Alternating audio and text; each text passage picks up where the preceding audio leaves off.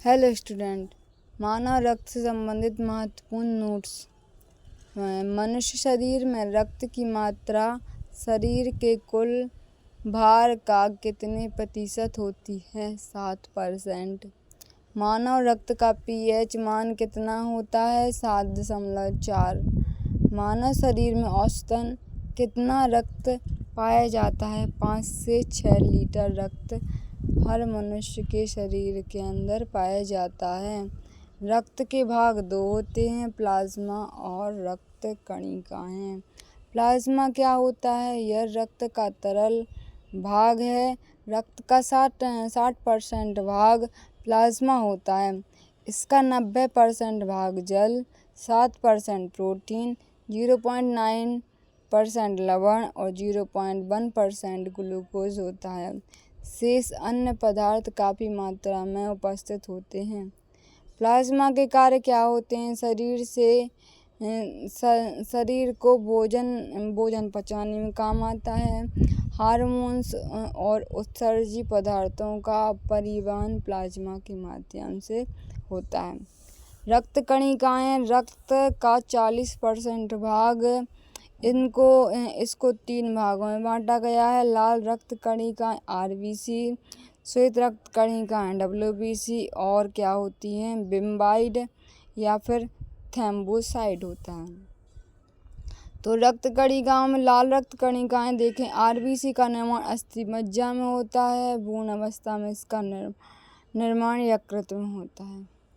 इसका जीवन काल 120 दिन तक ही होता है RBC का। इनका विनाश प्लीहा में होता है, इसलिए यकृत को RBC का कब्रिस्तान भी कहा जाता है। इम्पोर्टेंट क्वेश्चन है, RBC का कब्रिस्तान किसे कहा जाता है? तो वो होता है प्लीहा। ठीक है।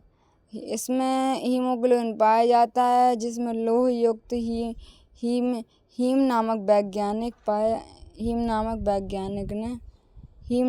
यौगिक पाया जाता है इसके अंदर।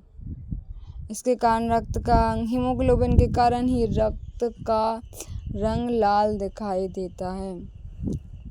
RBC का मुख्य कार्य सभी कोशिकाओं को ऑक्सीजन पहुंचाकर उसमें कार्बन डाइऑक्साइड वापस लाना होता है।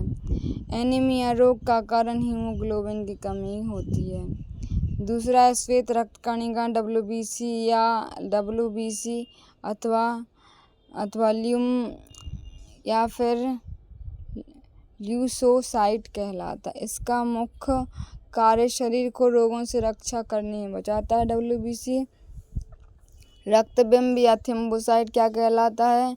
यह केवल मानव एवं अन्य स्तनधारियों के रक्त में पाया जाता है। इसका मुख्य कार्य रक्त का थक्का बनने में मदद करता है। विटामिन के रक्त के थक्के में मददगार है।